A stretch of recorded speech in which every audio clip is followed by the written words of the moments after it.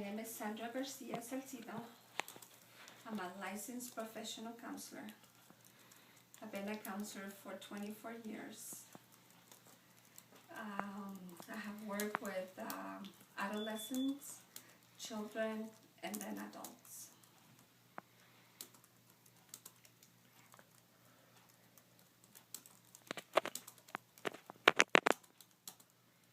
How many years? 24 years. Do you have like a medical degree or well, a medical degree? I have a master's degree in counseling.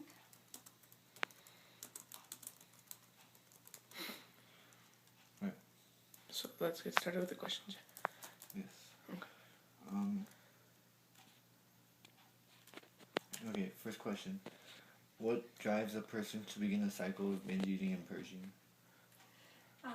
Usually I would say that they are having some problems with their own person, with like low self-esteem. That's usually the ones that I see.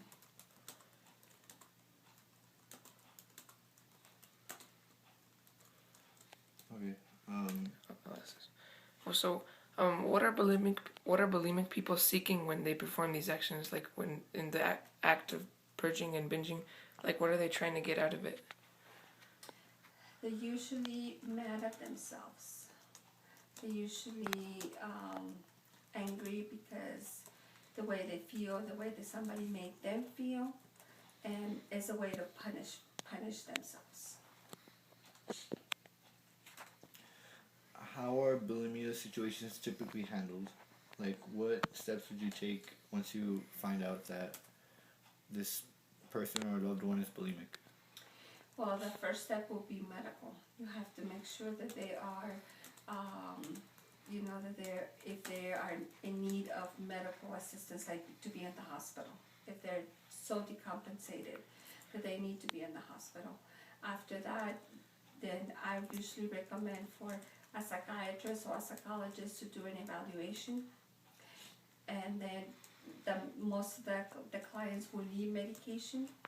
And then after that will be counseling. Counseling will be working with the medication, with the doctor, and then the counselor. It's like a team effort. Yeah. Another question. What are bulimia nervosis physical effects and how urgent are the symptoms?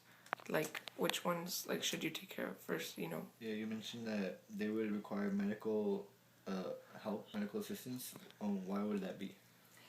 Because if that person has starved themselves, they're not going to have any energy. They're not going to be able to understand, they can actually die. Okay, like if somebody is throwing up so much, they can, the organs can actually be damaged. An eating disorder is a very serious disorder. It's not like depression and anxiety. Those can be just treated with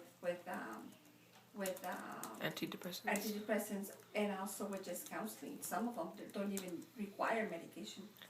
An eating disorder is so dangerous because a person can die. Where is the relationship between anorexia and bulimia? Because some people will get that confused. The relationship would be that with one is that the person might be just having an eating disorder, might be just overeating or not just starving themselves.